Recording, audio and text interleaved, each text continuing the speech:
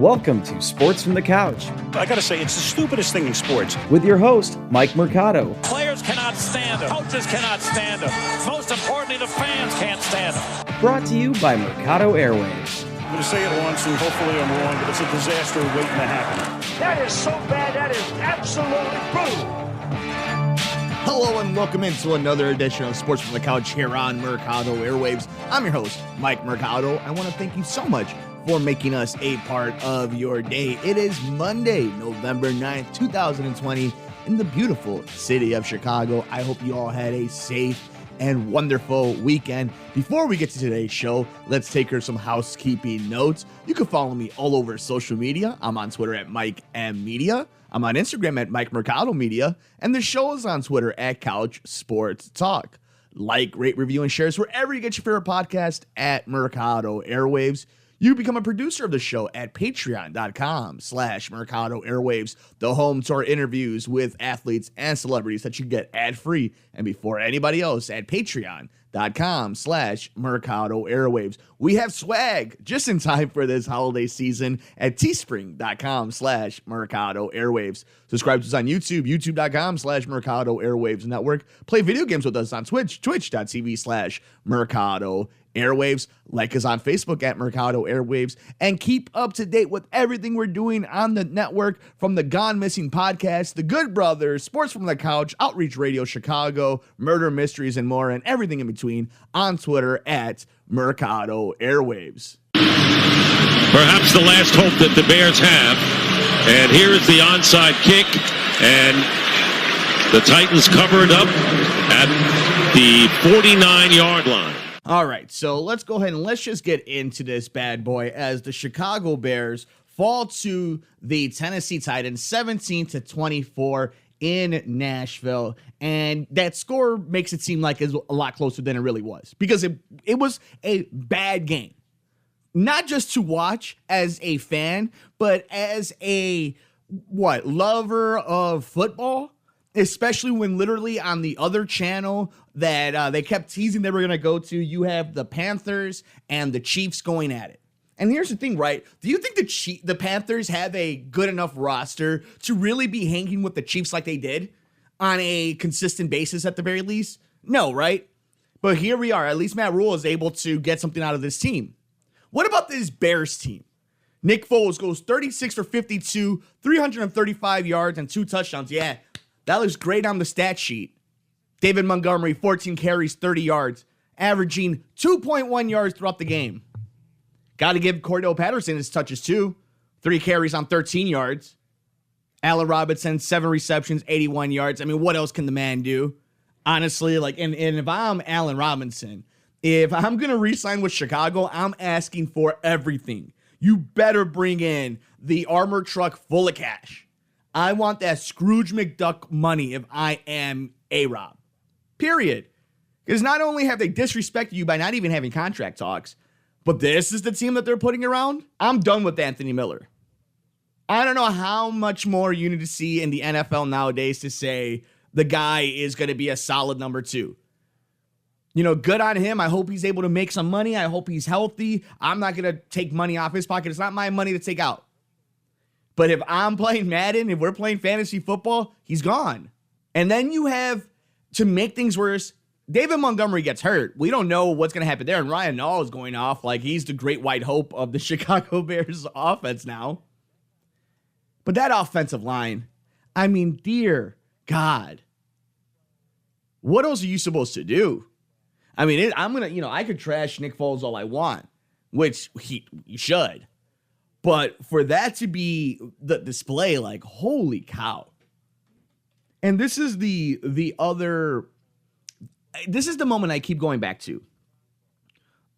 When they were 5-1, 5-2, people were talking about you are what your record is. And that's true. And you have to take it for what that moment was at that moment. But at this point, we've seen enough. We've seen the sample size. Now, I mean, do I think that they're the worst team in football? No, you still have teams like the Jets and the Patriots, and yeah, there's still bad teams in the NFL.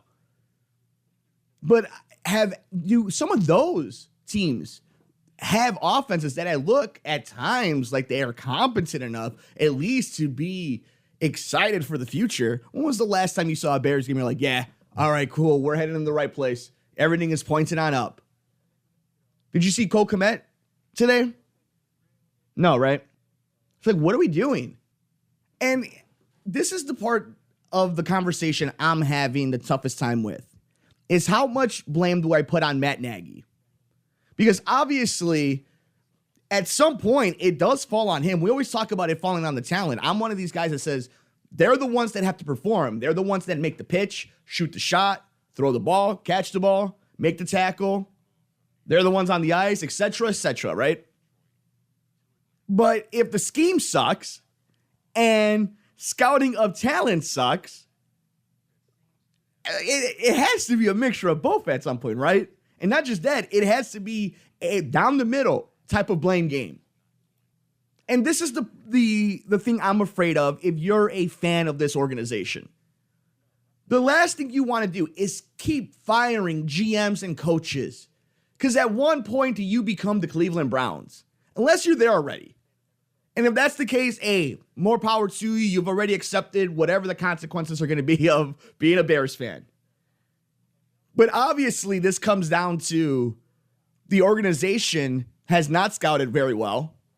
And I get into this conversation with friend of the show, Paul Shivari, over at Baseball Weekend Journal. We talk about the Khalil Mack trade and who wins the trade, all this and all that. And I think per talent, per capita, yeah, the Bears won because they got Khalil Mack, Hall of Famer, future Hall of Famer. But that doesn't mean anything because the guy who made that move wasn't smart enough to pick Deshaun Watson or Patrick Mahomes. He's the one who picked Mitchell Trubisky, gave money to Mike Glennon. That wasn't anybody else. That wasn't Mike Mayock and John Gruden. That wasn't on Khalil Mack. And then on top of that, you don't replace any of these picks. You don't get creative enough to make moves to reassure yourself that maybe you don't have the same value in the draft, but at least you're a player in the draft. Where in the NFL, we know that's how you win Super Bowls. A few stars and guys under contract that don't destroy your team. We said it from the beginning, especially when we did the preview. This was a 7-9 team, 9-7 at best, and they're playing like it.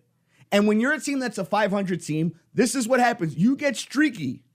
Now, you're going to point out to the schedule. Guess what? If you want to win a Super Bowl, these are the teams you have to beat.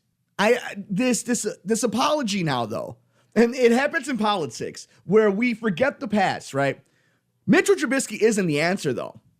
Look, at that time when they made that switch and they brought in Nick Foles to replace Trubisky and come back and win, that was the right move at that time. And arguably, after the last few weeks, you could say Mitchell Trubisky should have came back and have replaced Nick Foles. But the problem is believing in the Foles goal that that's going to make you a better team. You're the same exact team. Except now the scheme changed a little bit different and the defense that given week that hadn't prepared for said quarterback is going to be off by a little bit. But the very next week when there's more tape on you again and a NFL coach who's halfway decent is able to make a game plan, it's not hard to game plan against Mitchell Trubisky or Nick Foles. This was a bad game. And look, the defense is good. I keep telling you guys, I wish they would make bigger plays at the end of games. But I can't expect that from a defense that's constantly being asked to make those plays from the first quarter on. They do not get a chance to take a series off. You can't ask for that and expect them to continuously play Superman. And the offensive line, we could chime back on it because I know that's what everybody's talking about. Look, this is my thing about the offensive line. Of course it sucks. Because that's literally the first thing on the ingredients list of what makes a bad team. Offensive line play. All the time. A good offensive line can make a running back and quarterback look amazing. Just like a great front four in a defense can make a defense look amazing. That front line of offense of, let's say a Cowboys team a few years ago with Ezekiel Elliott. This Titans team. There are offensive lines that are dominant. That's not what's here in Chicago. Not for a long time. Part of it's due to COVID. Part of it's injury. Part of it's scouting. And I'm not excited about this Bears team moving forward. I mean, again, when you can look at it defensively, before we move a little too far, Ryan Tannehill only goes 10 for 21, 158 yards, 2 touchdowns. There was a few nice plays with A.J. Brown and whatnot, but Derrick Henry, 21 carries, 68 yards. A.J. Brown, 4 receptions, 101 yards. One of those was one of those big plays that was a touchdown. So they did their job. You shouldn't be out of a game when you're only giving up 24 points. Legitimately, when the Bears were down 10-0, I tweeted out over at Mike M Media and at Couch Sports Talk, they might as well be down by 30 points. That's not a joke. That's not looking for likes. That's the truth about this team when you're watching them. That's how bad this offense is. And I can play this exact show in 2020, 2017, 2012, 2006. It doesn't matter. It's the same thing. I can't figure it out. But it sure as hell wasn't what I saw on that field today. That was not the answer. And let's take a look at their schedule moving forward. The Bears play the Vikings next week on Monday Night Football. And then they got the Packers the next week.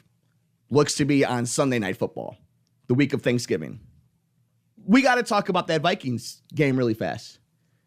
Because the Vikings look good against Detroit. We know the running game is going to be solid with Dalvin Cook. You have to beat Minnesota. This is how crazy the NFL is. This is how thin that line is. If you beat Minnesota and you do it in a convincing way, or at very least you look somewhat impressive, the momentum, the way people feel towards you changes. The atmosphere around your team changes. But if you go and lose to Minnesota at home on Monday Night Football, it is over. And then you got to start questioning what happens when this team goes, let's say 3-7, and now you're facing another offseason when you've missed the playoffs, you're right at 500, and nothing has changed. The offense hasn't got any better. Matt Nagy hasn't got any more confidence from the fans, at least in my opinion, of he's the guy calling the shots around here. Ryan Pace making the roster. None of this adds up for good stuff for the Bears. And you have to show up on Monday Night Football. You have to establish the run game. You have to be better. But a very, very disappointing game for the Chicago Bears as they fall to the Tennessee Titans 24-17. Let us know your thoughts about this game. How did you handle it your Sunday? Were you a little upset that you didn't get a chance to go outside on a beautiful Sunday in Chicago? Let me know. I'm all over social media. I'm on Twitter at Mike M Media, Instagram, Mike Mercado Media, and of course, you could be interactive with the show on Twitter at Couch Sports Talk.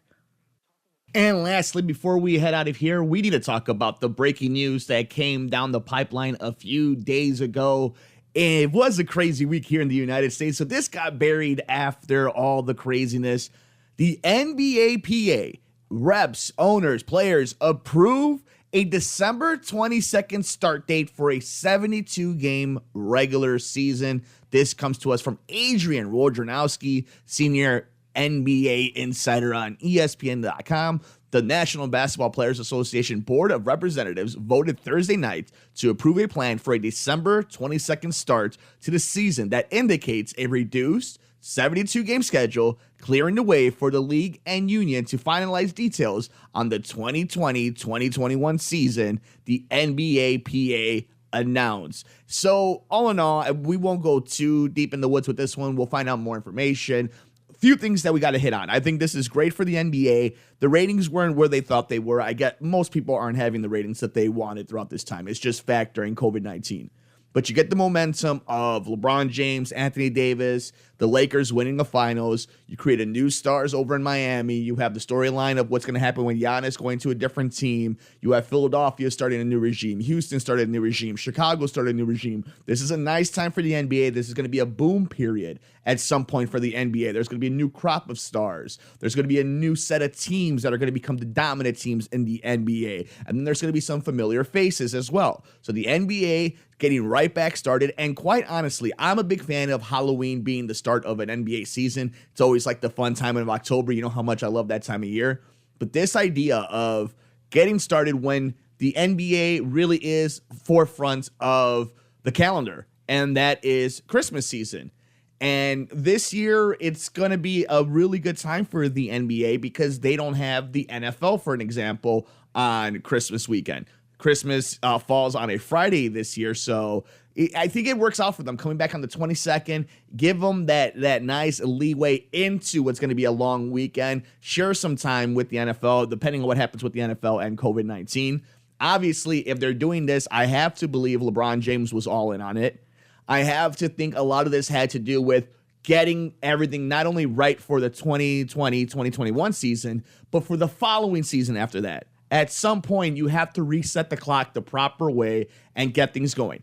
I also believe, and this is just my opinion, I think a 72-game regular season moving forward might be the best thing for the NBA. I don't think it's the worst thing to take away a few games, and obviously you have to be fair and make sure that people are getting their right shares and that the teams are getting their revenue. But quite frankly, we know that the NBA, there's the dog days of winter. We know there's a lot of times where people are getting rest. How many times are you a Clippers fan or when you were a Raptors fan that you didn't get to see Kawhi?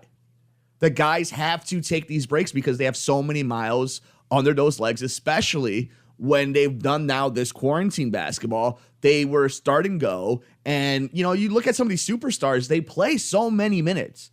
Or at least they did. And I know a lot of old school basketball heads compare the two. They don't play nearly as much as they did. Of course not. But it's a different game. It's a much more intense game. It's a much more physical game. While it's not as physical in a cheap shot way or in the way you play defense, these guys are constantly working out. They're constantly getting their bodies in shape. They're constantly beating on their bodies.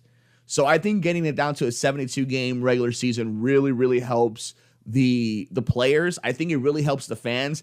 And I think more than anything, it keeps the NBA in people's mind. We talked about it with momentum, but you don't want to lose people's attention. You've gotten so much goodwill. I mean, think about how this all started pre-COVID with what was going on with China. Then you have the whole NBA season. People weren't sure who was going to win the finals. There was a big open pool. Then we get COVID, season's done. Then you get a lot of these players who were using their platform. Then you get this bubble playoffs. Then you get a really fun playoffs. Then you get immersions of these superstars that are coming up, these young, awesome killers like a Booker and a Mitchell and a Murray. Like a lot of guys stepped up. And now we're at a point where you had a nice finals, two marquee teams, one of the most marquee teams in all of sports, one of the best players in all of sports, one of the most, polarizing players in sports. He wins a finals. And they look like they can run it back next year. And you keep that in the forefront of sports enthusiasts and just pop culture. Because that's the thing about the NBA, right? It's all about pop culture. It's all about the culture. So I think keeping it in everybody's televisions within the same year too. I mean, that's also really important that it's still going to happen in the same calendar year. And I do think while, it's going to come by really fast for a lot of players, a lot of the teams that didn't play, like the Chicago Bulls, those 8 teams that didn't make it to the bubble, they haven't played since March? February? And all my days are blurring together in 2020. But you had to get these guys at some point onto a court, play competitive basketball. Because that's just as dangerous. Playing a lot of minutes, the only thing that's dangerous is playing no minutes.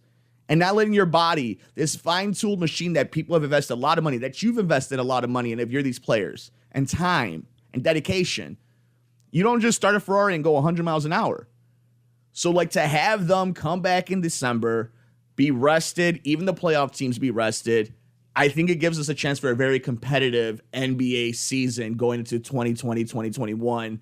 And then even more fascinating, it really leads into what everybody is circling on their calendars, the offseason heading into next season after that. So a lot of great stuff from the NBA, but we do know we are getting NBA basketball on Christmas week as the NBA approves a December 22nd start date for a 72-game regular season. Letting me know your thoughts, though, on this news. I'm all over social media. You can follow me on Twitter at MikeMedia, Instagram, Mike Mercado Media. Be interactive with the show on Twitter at Couch Sports Talk. Lastly, in the ultimate of ultimate news, Dumb's Alex Cora is back with the Red Sox as the manager. And we obviously find out that AJ Hinch is the manager of the Detroit Tigers. And Tony La Russa is still your manager of the Chicago White Sox. We also find out after Tim Anderson talked to the media here in Chicago that he hasn't talked yet to the new skipper of the South Side Bombers. And it goes back to, I've tried to be understanding. I even had somebody on social media tell me, hey, Mike, you know La Russa has won. He used to kill on the Cubs. He's broken our hearts. You know this as a fan. Yeah, in 2011, 2010, 2009 with Albert Pujols in a different time. It was a different time. Like, I get it. The resume always will look great. But sometimes it's just this lazy pick to me. It wasn't creative. It wasn't forward thinking. It was more of the same from the same organization.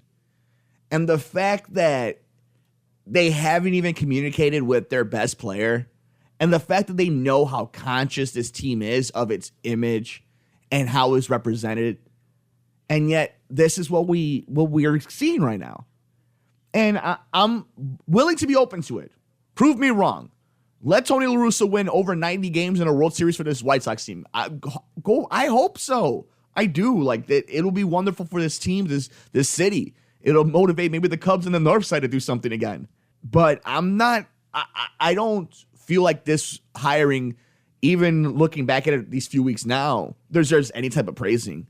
If anything, it's still the same nihilistic idea of, what are we doing? Are we just spinning our wheels to do the same exact thing? For what reason? And then you're seeing the integrity of that Astros team, right? Everybody was claiming, well, will they get hired? How can anybody live with that stigma? Detroit and Boston are to be just fine with Cora and AJ Hinch. So let's see if maybe Carlos Beltran can find his way to the Mets now, because who cares at this point? At this point, who really cares? But that'll do it for us on this edition of Sports from the Couch here on Mercado Airwaves. Thank you so much for making us a part of your day. You can follow me all over social media. I'm on Twitter at Mike M Media. I'm on Instagram at Mike Mercado Media. And the show is on Twitter at Couch Sports Talk. Like, rate, review, and shares wherever you get your favorite podcast at Mercado Airwaves. You become a producer of the show at patreon.com/Mercado Airwaves, the home to our interviews with athletes and celebrities that you get ad-free and before anybody else at patreon.com/Mercado Airwaves. We have swag just in time for this holiday season at teespring.com/Mercado Airwaves. Subscribe to us on YouTube, youtube.com/Mercado Airwaves Network. Play video games with us on Twitch, twitch.tv/Mercado Airwaves. Like us on Facebook at Mercado Airwaves, and keep up to date with everything we're doing on the network, from the Gone Missing podcast, The Good Brothers, Sports from the Couch, Outreach Radio Chicago, Murder Mysteries, and more, and everything in between on Twitter at Mercado Airwaves. Enjoy your Monday. Take care of yourself. Take care of each other. We will see you next time here on Sports from the Couch on the Mercado Airwaves Network. I'm Mike Mercado.